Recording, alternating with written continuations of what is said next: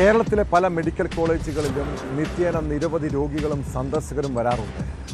ആ തിക്കിനും തിരക്കിനുമിടയിൽ ആരൊക്കെ വന്നു പോകുന്നുവെന്ന് തിരിച്ചറിയാൻ പോലും പ്രയാസമാണ്. അതിനിടെയാണ് തിരുവനന്തപുരം മെഡിക്കൽ കോളേജിൽ ഡോക്ടർ ചമഞ്ഞ ഒരു യുവതി എത്തിയത്. സീനിയർ റെസിഡൻ്റായ ന്യൂറോ സർജൻ എന്നായിരുന്നു യുവതി സെക്യൂരിറ്റി ജീവനക്കാരോട് പറഞ്ഞത്. എന്നാൽ സെക്യൂരിറ്റിക്കാർക്ക് ചില സംശയം. അവർ മറ്റു ഡോക്ടർമാരുടെ കാര്യം തിരക്കി. ഇങ്ങനെയൊരു ഡോക്ടറെ പരിചയം പോലുമില്ല. സംശയം തോന്നുന്നതിനെ തുടർന്ന് യുവതിയെ പിടികൂടി പോലീസിലേൽപ്പിച്ചു. കോട്ടയം പെരുന്ന സ്വദേശിനി ഇവയാണ് പിടിയിലായത്. സെക്യൂരിറ്റി ഓഫീസറുടെ പരാതിയിൽ മെഡിക്കൽ കോളേജ് പോലീസ് കേസെടുത്തു. എന്നാൽ എന്തായിരുന്നു യുവതിയുടെ ഉദ്ദേശമെന്ന് വ്യക്തമായിട്ടില്ല.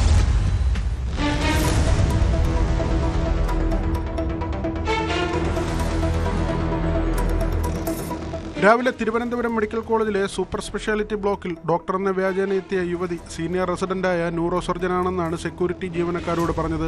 പെരുമാറ്റത്തിൽ സംശയം തോന്നിയ ജീവനക്കാർ വിവരം അധികൃതരെ അറിയിച്ചു.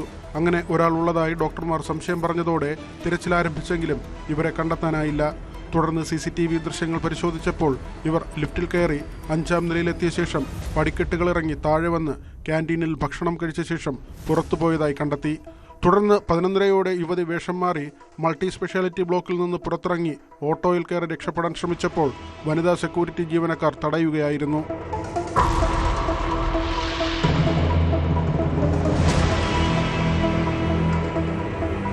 ഇവ എന്നാണ് പേരെന്നാണ് പിടിയിലായപ്പോൾ യുവതി പറഞ്ഞത്. ചങ്ങനാശ്ശേരി പെരുന്ന സ്വദേശിയാണെന്നും ഇപ്പോൾ പേരൂർക്കടയിൽ താമസമാണെന്നും ഇവർ പറഞ്ഞു. യുവതിയെ മെഡിക്കൽ കോളേജ് പോലീസിൽ ഏൽപ്പിച്ചു.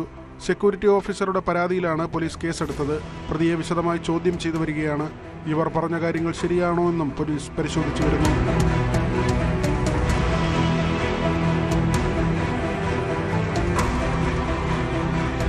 ന്യൂസ് 18 തിരുവനന്തപുരം.